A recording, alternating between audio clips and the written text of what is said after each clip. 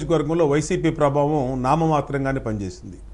అంటే నామమాత్రంగా ఉన్నటువంటి స్థితిలో సెంట్రల్ నియోజకవర్గం తెలుగుదేశం పార్టీ అడ్డా.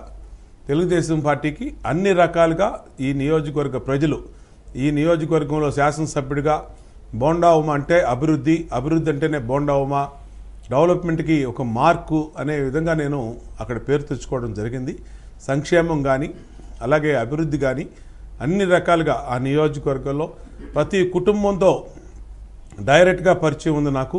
అనేక సార్లు గత 15 సంవత్సరాలుగా అనేక సార్లు పాదయాత్రలో కానీ ఏ కష్టం ఉన్నా ఆ గడప ముందుకు బోండా ఉమ వెళ్ళటం కానీ ఇవన్నీ కూడా గతంలో జరిగినాయి. దీనివల్ల బోండా ఉమని సెంట్రల్ నియోజకవర్గ ప్రజలు గుండెల్లో పెట్టుకుంటారు.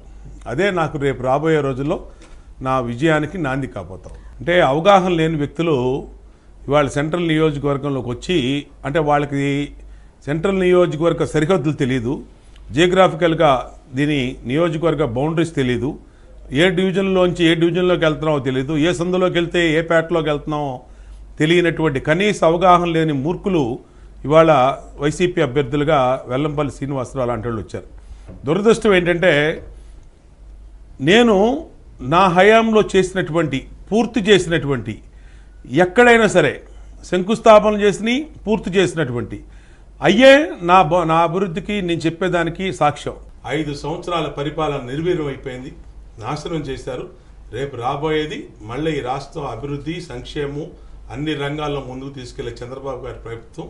నేను కూడా ప్రజల్ని కోరుతా ఉన్నా, మీ అందరూ కూడా రేపు రాబోయే సార్వత్రిక ఎన్నికల్లో జనసేన తెలుగుదేశం పార్టీ అభ్యర్థుల్ని అఖండమైన మెజార్టీతో వీళ్ళు చేసిన పాపానికి డిపాజిట్లు కూడా రాకుండా వైసీపీని ఓడించి తెలుగుదేశం జనసేన అభ్యర్థుల్ని అఖండ మెజార్టీతో గెలిపించమని ప్రార్థిస్తూ మీ బోండా ఉమ.